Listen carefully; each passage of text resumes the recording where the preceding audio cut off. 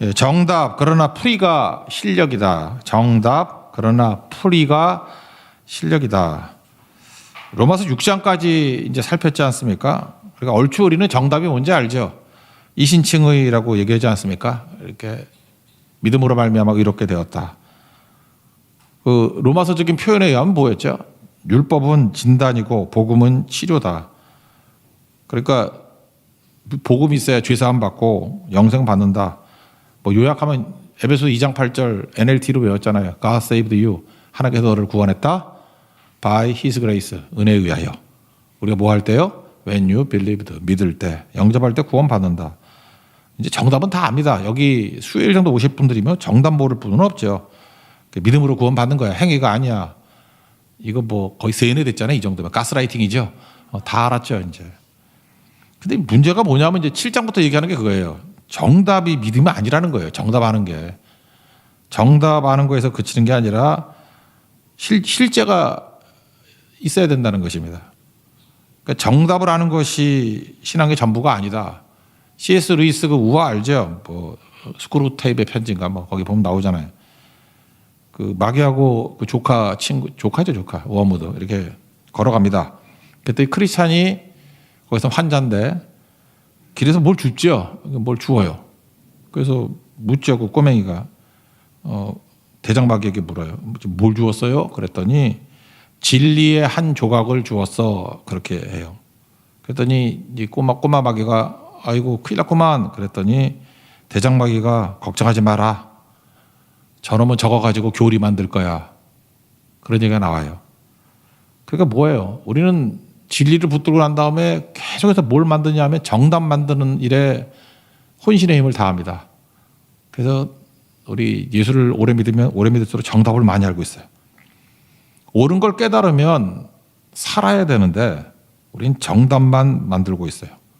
그 정답 가지고 살려고 하지 않고 그 정답을 만들고 있다. 정답은 일종의 표지판하고 똑같은 거 아닙니까? 표지판 여기 부산 가는 길입니다라고 수없이 만들면 뭐 할 거예요? 가야지 부산 도착하죠. 근데 우리는 정답만 만들고 표지판만 만들고 있다라는 것입니다. 그러니까 표지판은 진리 자체가 아니죠.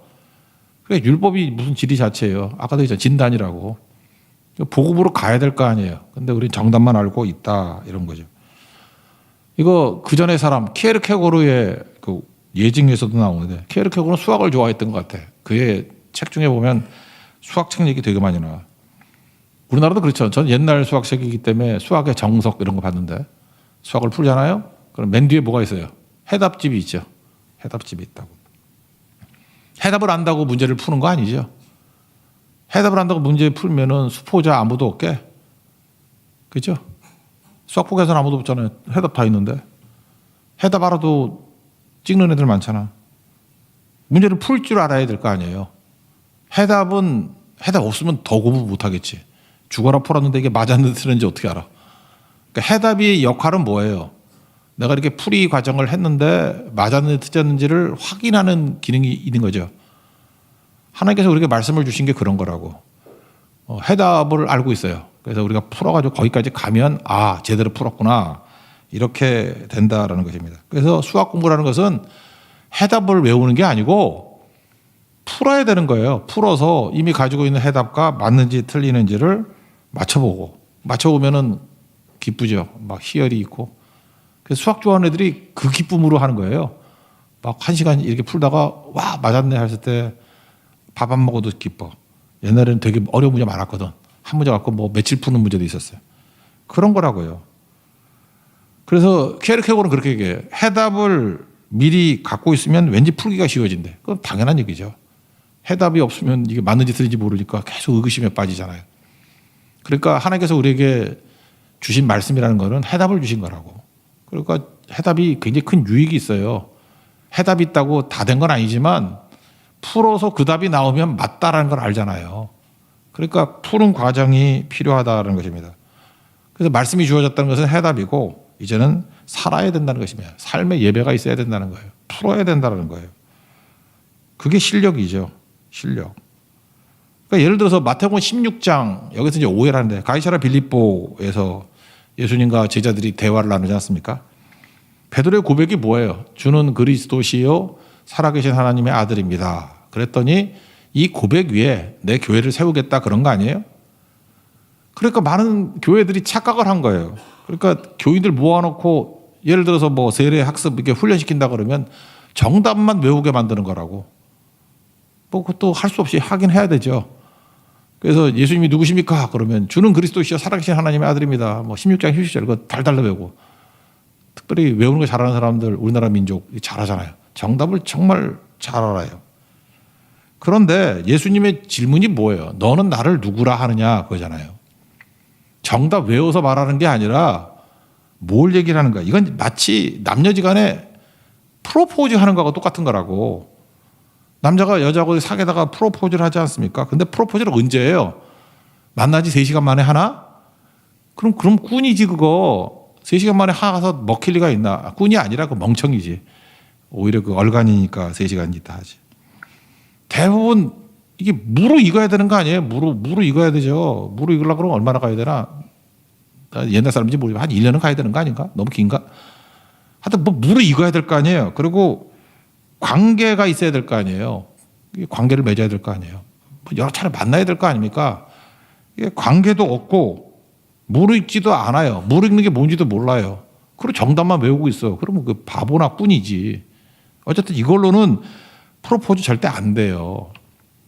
지금 가이사랴 빌립보 고백이 뭐냐면 여러분들 뭐 성경을 아시는 분은 알겠지만 복음서를 두 부분으로 나눈다 그럴 때 가이사랴 빌립보부터 전반기와 후반기가 나눠져요. 복음서 앞부분 뒷부분 딱 나누는 기준이 가이사랴 빌립보예요. 그 고백이 있고 난 다음에 예루살렘 올라가시잖아요. 이제 십자가 지시는 길이라고. 그렇게 무슨 얘기입니까? 이거 일주일 남겨두고 물은 거예요. 일주일 남겨두고 십자가 지시기 일주일 남겨두고. 그러니까 무르익었을 때예요. 제자들과 관계가 무르익었을 때 너희는 나를 누구라 하느냐. 그때에 자기 관계 속에서 무르익은 그 속에서 나오는 고백이에요. 주는 그리스도 나의 구원자 되시고 나의 하나님입니다. 하나님의 아들입니다. 창조주 되십니다. 이 고백이 나오는 거. 그 고백 위에 교회를 세우겠다라는 거예요. 이 정답이 아니죠. 그래서 우리 삶 속에서 여러 가지 과정들이 있을 거 아니에요. 그럴 때 주는 그리스도십니다. 이런 고백이 나오는 관계와 무르익음. 우리 삶 속에서 주님은 하나님의 아들 되십니다. 라고 하는 관계와 무르익음. 그 프로포즈하고 똑같은 거라니까요. 그 고백이 진실되게 나와야 된다는 것입니다. 그래서 정답만 외우는 건 힘이 없어요. 이게 관계 속에서 무르금 속에서 이 고백이 나와야 새롭게 하고 능력이 있어진다는 것입니다. 그래서 오늘 그 얘기하는 거예요. 너희들 정답 다 알고 있지. 그런데 이거는 관계와 무르익음이야. 정답을 알고 있지. 풀이 과정이 필요한 거야. 그래서 7장부터 풀이 과정 얘기를 하는 거라고요. 이걸 인생에서 어떻게 풀어가느냐. 여러분 신앙생활하면 하나님 믿고 의지하면 뭐 이런 승리를 주신다. 뭐 기쁨을 주신다. 또 뭐 평안을 주신다. 뭐 구원을 얻는다. 열매를 맺는다. 뭐 마귀를 멸한다. 뭐 이런 거 맨날 나오잖아요. 이거 외워서 뭐 할까 외워서. 그러니까 우리 인생 가운데 패배 상황이었는데 주님 의지해서 승리까지 가는 거를 풀어내야 된다고. 그래서 하나님만 의지하면 승리합니다라고 하는 건 정답이잖아요. 그거 모르는 사람이 누가 있어. 마귀 쫓아가면 망하고 하나님 붙들면 승리합니다. 이거 모르는 사람이 누가 있냐고. 정답은 다 알잖아요. 그럼 정답을 풀어야 될 거 아니에요. 내 인생에서. 그럼 어떤 상황이 오겠어요. 골리앗도 만나고 곰과 사자도 만나고 뭐 어려움도 있을 거 아니에요. 그래서 풀어내야지 실력이죠. 그래서 다 끝났다 그러는데 믿음으로 승리하는 것까지. 그래서 하나님 말씀 짝짝 끄면서 내 삶의 해답과 성경의 해답이 같네. 그게 희열이라고요. 오늘 그 얘기를 하고 있는 거예요. 풀어야 된다는 거예요. 그래서 제가 볼 때 핵심이 6절이에요. 6절 뒷부분을 보시면 이러므로 우리가 영의 새로운 것으로 섬길 것이요 율법의 조문에 묵은 것으로 아니할지니라. 율법의 조문에 묵은 것. 이게 뭐예요? 이건 뭐죠? 관계도 없고 무르김도 없이 그냥 정답만 외운 거. 그 조문이지 조문. 근데 영의 새로운 것. 이건 뭐예요? 풀이 과정이죠. 하나님과 함께 가는 거. 그래서 머리의 해답만을 가지고는 신앙생활을 못한다. 정답만 가지고는 아무 힘이 없다. 풀이 과정을 해가지고 정답이 나와야 된다. 그거를 계속 강조하고 있다는 것입니다. 그래서 정답, 그러나 풀이가 필요하고 풀이가 실력이다. 오늘 1절부터 13절까지가 그 얘기예요. 전체적인 내용은 아시겠죠? 그럼 이걸 어떻게 설명을 하느냐? 결혼 이야기로 설명을 하고 있습니다. 사실은 앞부분의 얘기인데 6장 14절을 보시면 뒷부분에 너희는 법 아래 있지 아니하고 은혜 아래 있다. 이걸 풀어주는 게 7장이에요. 우리가 율법 아래 있지 아니하고 은혜 아래 있다. 그 은혜 아래 있는 게 뭐예요? 결혼 관계가 똑같은 거라고. 사랑하는 남자와 여자, 남편과 아내 진짜 사랑하고 살면 이거 어려운 거 아닌데 이게 뭔지 모르니까 바리새인은 뭐냐 하면은 뭐라 그러죠? 이렇게 무늬만 부부인 뭐 그런 거 있죠. 이렇게 보여주는 부부 뭐 그런 것도 있대. 1, 2, 3절을 보면은 이런 거예요.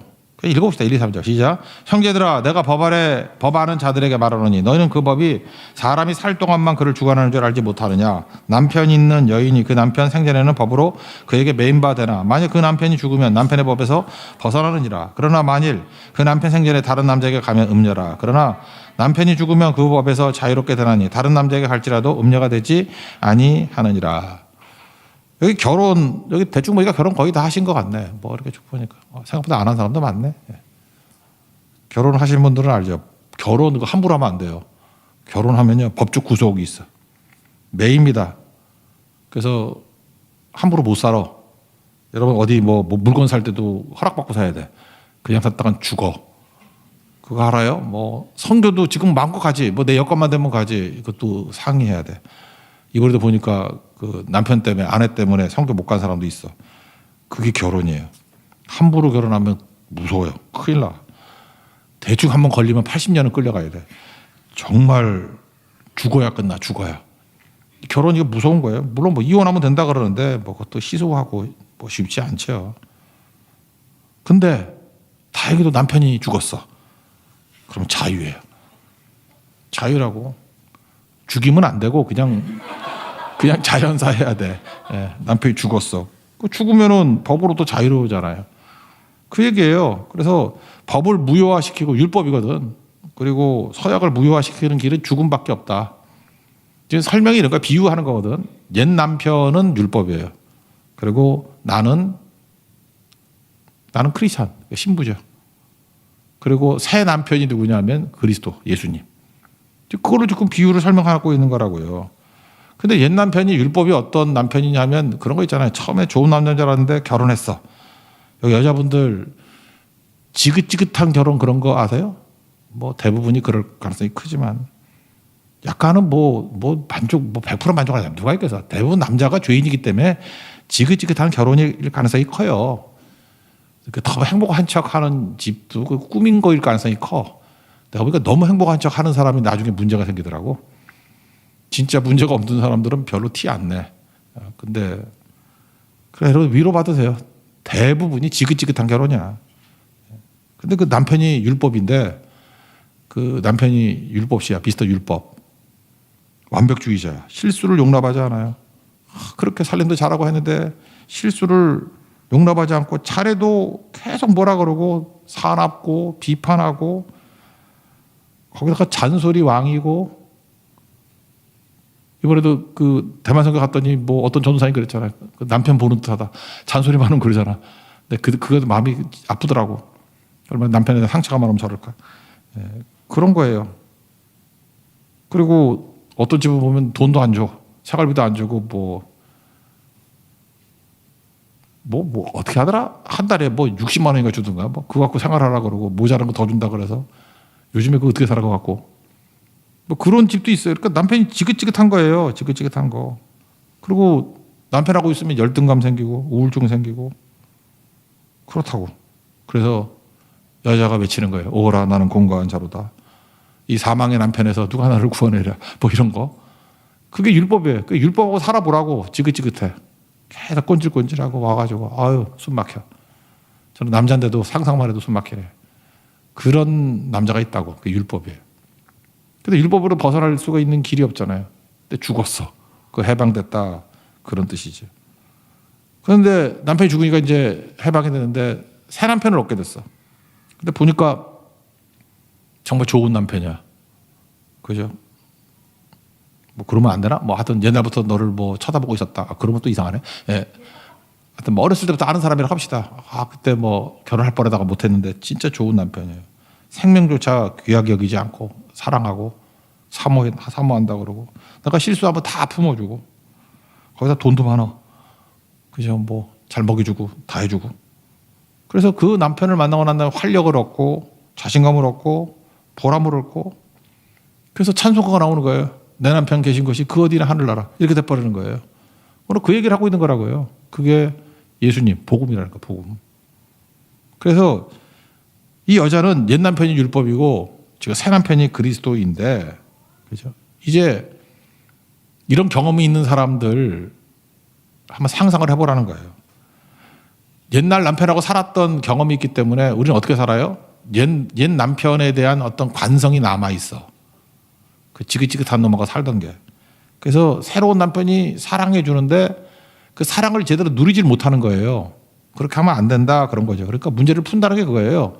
새로운 좋은 남편하고 살아가면서 잘 살라. 그게 6절 하반절이라니까. 우리가 영의 새로운 것으로 섬길 것이요 율법의 조문으로 묵은 것으로 아니할 것이다. 그러니까 새 남편은 좋은 남편이기 때문에 어떻게 하면 돼요? 이렇게 조문 갖고 그 남편은 맨날 이렇게 적어야 돼. 그래서 내가 이게 얼마 주고 샀고 증빙 서류 다 남겨줘야 되고 부부지간에 나쁜 남편이라고 그러고 살았는데 이 남편은 그냥 다 용서해주고 용납해주고 사랑해줘요. 그러면 이 아내가 할 일이 뭐예요? 옛 남편 다 잊어버리고 사랑 받으면 되고 그다음 뭐예요? 자기도 조문 같은 거 집어 던져버리고 그냥 사랑하면 된다는 거예요. 그래서 복음은 복잡한 게 아니에요. 사랑하면 진짜가 되는 거죠. 진짜. 그래서 사랑 안에서 은혜 안에서요. 은혜 안에서 그냥 행복하게 살라는 거예요. 근데 우리는 안타깝게도 옛 남편에 대한 기억이 남아있어. 그래서 몸에 기억이 있어가지고 자꾸만 나쁜 남편인 줄 알고 그렇게 행동을 한다니까요. 예를 들어서 마태복음 11장 28절 수고하고 무거운 짐자다 다 내게로 오라 내가 쉬게 하리라. 우리 남편은 그런 남편이거든. 그런데 이들은 못해요. 못하고 그러니까 잠깐만 그 조문으로 따지니까 우리도 좋은 아내가 돼야 되는데 옛날 버릇 남아가지고 잠깐 남 정죄하는 거야. 이것도 못하고 저것도 못. 남편한테 배운 거거든. 욕하면서 배운다고. 우린 정죄하면 안 되는데 정죄가 없거든요. 죄와 사망에 벌어서 해방됐다는데 예수 안에 있는 자에게는 결국 정죄함이 없다는데 자꾸 정죄해. 근데 우리 정죄할 때 특징이 뭐예요? 나는 잘한다 그래야 될 거 아니에요. 근데 자기는 알죠. 나도 못하는 거. 그래서 인생이 옛 남편의 기억으로 사는 사람은 정죄하고 플러스 나는 그렇게 못 사는 거 알아요. 그래서 위장해야 돼. 그래서 모든 죄인들이 사는 방법은 정죄 플러스 위장이에요. 그러니까 지적질만 하고 자기는 하는 척 하려니까 위장해야 되고 그러니까 어떤 일이 벌어집니까? 기쁨도 잃고 이런 식으로 하면 관계가 세워질 수 없죠. 관계가 깨지고 그리고 어려워지잖아요. 여러분 그거 아세요? 왜 많은 사람들이 이렇게 인간관계 못 맺는지 아세요?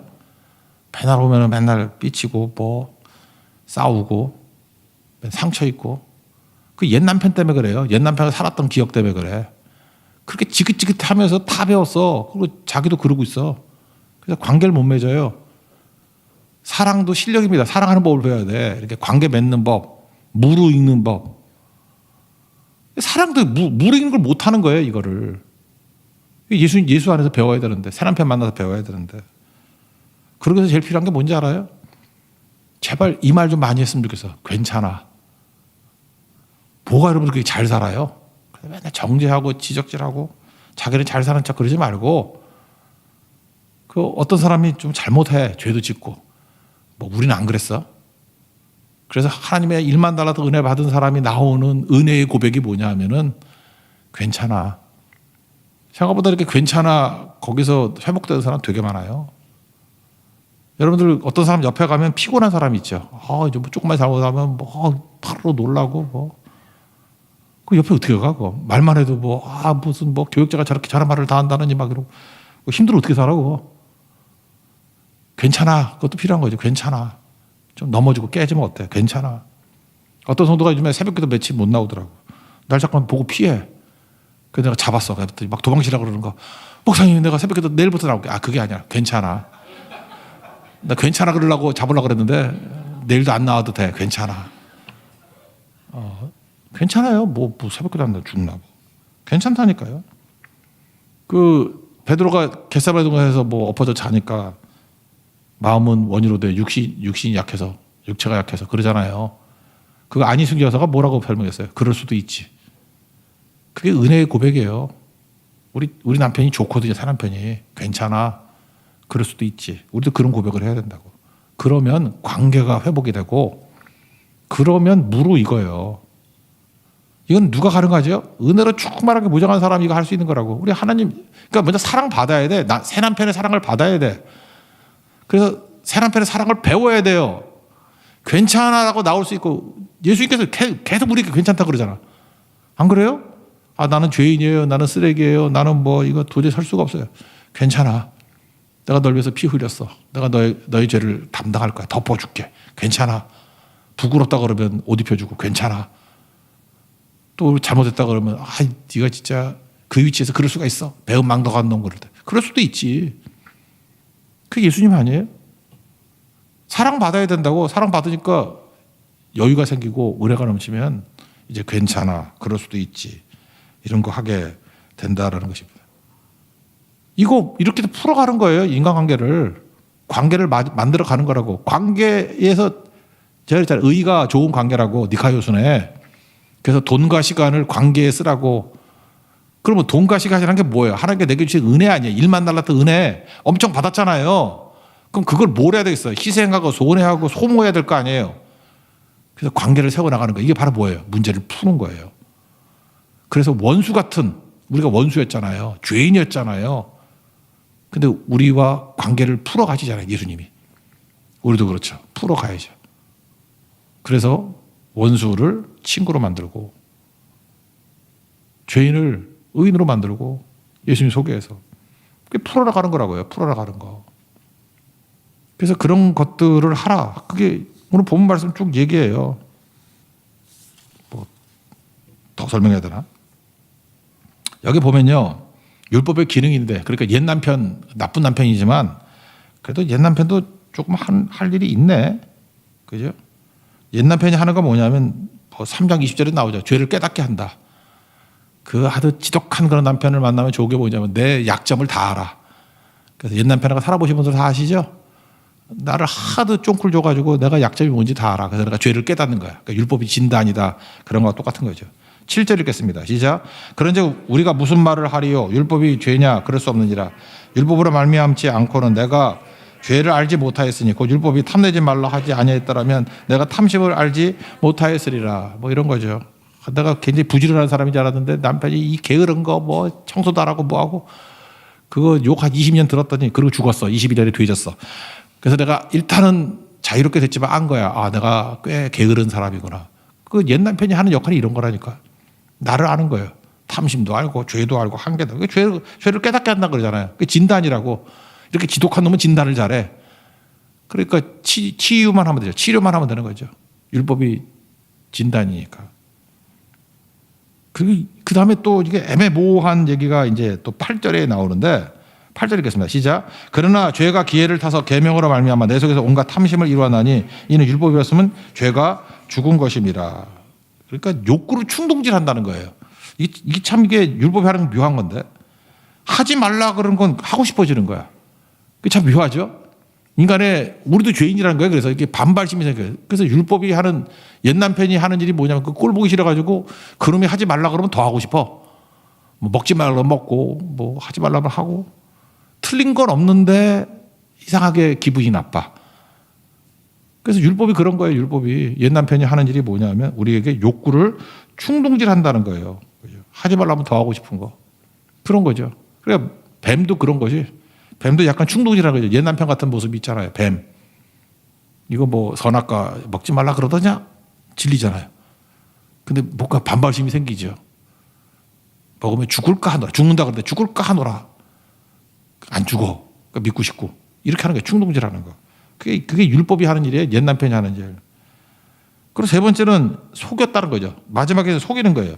11절 읽겠습니다. 시작. 죄가 기회를 타서 제명으로 말미암아 나를 속이고 그것으로 나를 죽였는지라. 그죠. 먹으면 죽는다 그러더니 아니 안 죽는다. 이렇게 논의하다가 반발심 생기고 난 다음에 툭하니 반대 얘기를 하면 그게 먹힌다라는 거예요. 그래서 율법이 하는 일이 뭐냐면 죄를 깨닫게 하고 또 하나는 율법의 이게 아이러니예요. 역설적인 건데 오히려 우리를 죄로 이렇게 충동질하는 역할이 있어요. 율법이. 그래서 여러분들 성경 말씀 이렇게 쭉 읽다 보면 그냥 반발심이 생길 때가 있어요. 아 이게 확 그냥 죄 짓고 말아버려. 뭐 이런 게 있어요. 사람이. 율법이 하는 역할이에요. 그리고 속이는 거예요. 그런 반발심이 생겼을 때 마귀가 살짝 비트는 거. 이단 같은 거 있죠. 이렇게 약간 비트는 말씀하면 속아 넘어가. 그래서 율법은 결국은 우리는 아무것도 아니고 죄인이고 맨날 깨지고 그 다음에 반발심 있고 맨날 속는 자다. 이런 걸 깨닫게 만든다는 것입니다. 그게 율법이에요. 옛사람. 그러면 옛 남편의 장점이 뭐예요? 우리 옛 남편에게 이렇게 학대를 받고 이렇게 엉터리 당했으니까 내가 죄인이라는 걸 깨닫는 거죠. 나 아무것도 아니라는 거. 잘 보세요. 우리가 지금 계속 비유를 남편이 죽었다라고 비유하는데 남편이 율법이잖아요. 율법이 죽어요, 안 죽어요? 율법이 1.1획도 사라지지 않는다 그래요. 다시 돌아오면. 율법이 죽을 수는 없잖아요. 율법은 안 죽어요. 그럼 누가 죽어야 돼요? 내가 죽어야 된다고. 그래서 오늘 본문이 얘기하는 그거예요. 내가 죽는 거. 내가 죽는 거. 그때에 비로소 율법보다 자유롭게 된다. 그래서 NIBC 이게 나오는 거예요. 계속해서 내가 죽어야 된다. 율법이 시퍼렇게 살아있을 때 내가 계속 죽고 그 죽는 힘이 어디로 가야 돼? 죽은 촉매가 예수님께 가야 돼. 예수 안에 살아가게 되는 거. 그때 비로소 살 수 있게 되었다. 그런 거죠.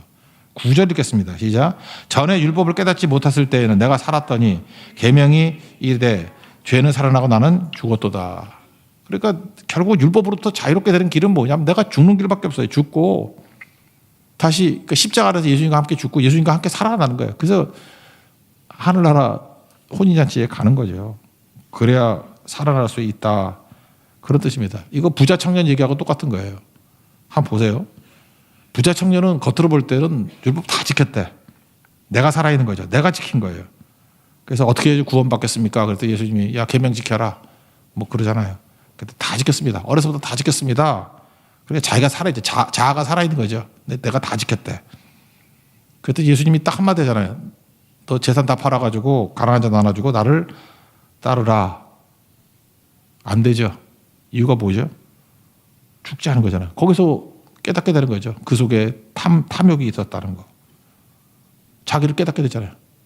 예수님 말씀 앞에 다 폭로돼 버리잖아요. 율법은 뭔지 아시죠? 뭐를 속이는 거죠? 몇 가지 지키고 난 다음에 우리도 그래요. 몇 가지 지키는 거 있잖아요. 지키는 걸 가지고 율법을 지켰다고 생각하는 거라. 이게 속이는 거예요. 결정적인 거 우리는 생각도 하기 싫어. 근데 예수님이 비수를 찌르듯이 푹 찌르잖아요. 네 탐심은 재물이거든. 다 팔고 다 따라 못 하잖아요. 여러분들 그런 거 있을걸? 여러분들 주를 위해서 뭐 다 바치겠습니다. 그런데 내 자아가 살아서 내 의지로 하겠다 그러면은 예수님이 아니래도 목사쯤 돼도 한 90% 맞출 수 있어. 너 이거 하고 따를 수 있어? 못해요. 그거 죽어야 돼요. 다 죽는 거. 그래서 예수 믿는 건 뭐냐 하면은 내 뜻대로 뭘 하는 게 아니라 이런 거예요. 그냥 주님이 보여주시는 게 있거든. 그래서 의견 갖고 그러는 게 아니라 주님이 보여주시는 거. 성령이 조명해 주신다 그러잖아요. 보여주시는 거. 그러니까 보이는 게 사명이라니까. 보여주시면 왜 보여주시겠어요? 일단 주님께서 내 눈을 뜨게 한 거 아니에요. 그리고 빛을 비춘 거 아니에요. 그러니까 보여주신 거 하세요. 꼭 안 되려는 사람 뭐냐면 말레이시아 선교 간다 그러는데 뭐 우간다 선교는 안 가느냐 뭐 이런 사람들이 있어. 그러니까 거기도 갈 수 있죠. 뭐 안 갈 수 있는 게 아니라 근데 지금 내 눈앞에 환히 보이는 게 있잖아요. 뭐 고성 선교를 가든지 뭐 대만 선교를 하든지 이렇게 보여주시는 거 보이는 것부터 하라고요. 그럼 나중에 우간다도 갈 수 있는 거예요. 그런 식으로 풀어가는 게 되게 중요한 거고 또 하나 사명이 뭐냐면 우리에게 사랑을 보여주십니다. 사랑을 보여주시면 보여주시는 게 사랑하세요. 그냥. 사랑할 수 있는 거 사랑하고 품고 또 아픔 주시는 게 있어요. 아픔 주시는 거 아파하면서 붙들고 나가게 될 때 비로소 승리하게 된다는 것입니다. 그래서 NIBC가 뭐냐? 내가 죽고 예수로 산다는 거예요. 그게 율법, 옛 남편을 버리는 유일한 길이고 새 남편과 함께 살아나게 된다. 그래서 좀 어려워 보이지만 12, 13절이 마지막 결론이에요. 12, 13절 읽겠습니다. 시작. 이러보건대 율법은 거룩하고 계명도 거룩하고 의로우며 선하도다. 그런즉 선한 것이 내게 사망이 되었냐. 그럴 수 없느니라. 오직 죄가 죄로 드러나기 위하여 선한 그것으로 말미암아 나를 죽게 만들었으니 이는 계명으로 말미암아 죄로 심히 죄되게 하려 함이라. 그러니까 내가 죄를 깨닫게 만들고 내가 죄로 인해서 이렇게 충동질 당하고 또 죄로 인해서 내가 속고 이게 지금 뭘 계속 얘기하는지 알아요? 내가 살아있다 그러면서 죄 문제를 내가 다루겠다고 하는 그 순간에 결국은 하나도 풀리는 게 없어. 그 얘기예요. 하나도 풀리는 게 없어. 풀리는 길은 딱 하나야. 죽는 거야. 율법은 안 죽어. 네가 죽어야 돼. 그러잖아요. 나를 죽게 만들었으니 그러잖아요. 그러면 십자가 안에서 내가 죽고요. 예수님과 함께 살아난 거예요. 그게 내 새 남편이라고. 나는 어떻게 살아야 돼? 새 남편의 사랑만 받고 살면 돼. 사랑받고 계속 사랑을 받으면 배워요. 이제 옛 남편의 습성이 나오는 게 아니라 새 남편의 사랑받아야 그 습성이 나와요. 사랑도 한번 받아보라고. 선물도 받아보면 받은 사람이 또 준다고. 너무 좋은 거니까. 그래서 새 남편의 습성을 가지고 삶의 예배를 드리라. 그게 신앙생활이다. 그런 얘기예요. 사도 바울이 내가 볼 때 7장쯤 쓸 때는 답답했을 것 같아. 이게 설명이 어려운데 이게 지금 우리하고 딱 이게 상황이 맞는 건 아니기 때문에 그래요. 그죠? 그래서 이렇게 설명을 하는 거예요. 정답 가지고 신앙생활하는 거 아니고 풀어나가야 되는데 옛 남편 버리고 근데 우리 옛 남편을 버렸다 그러는데 기억에 남아있고 습성은 그대로 남아있는 거예요. 그리고 또 헤어졌으면 또 종종 만나. 또 종종 만난다니까 밥도 먹고 그러면 안 된다는 거예요. 연락도 하지 말고 옛 남편은 끝내야 돼요. 그리고 새 남편의 사랑받고 새 남편 닮아가면서 새 남편이 내게 주셨던 사랑과 은혜를 베풀며 살라. 그게 신앙생활이다. 그러면 풀어나가는 건데 성경에서 말하는 모든 정답들을 내 삶에서 풀면서 그것이 이루어진다는 것을 깨닫고 살라. 그게 신앙생활이라는 거예요. 오늘 7장에서 딜레마 중에 전반부 딜레마를 이렇게 풀라는 거예요. 그래서 요약하면 수학하고 똑같아요. 정답을 주셨습니다. 그걸로 끝이 아니에요. 내가 풀어서 내 삶에서의 답과 하나님 주신 정답이 일치됐을 때 그게 진짜 실력이다. 그게 아는 것이다. 그게 구원이다. 참된 구원을 이룰 수 있는 믿음의 종되기를 축원합니다. 자리에서 일어나겠습니다. 삶의 예배 찬양하겠습니다.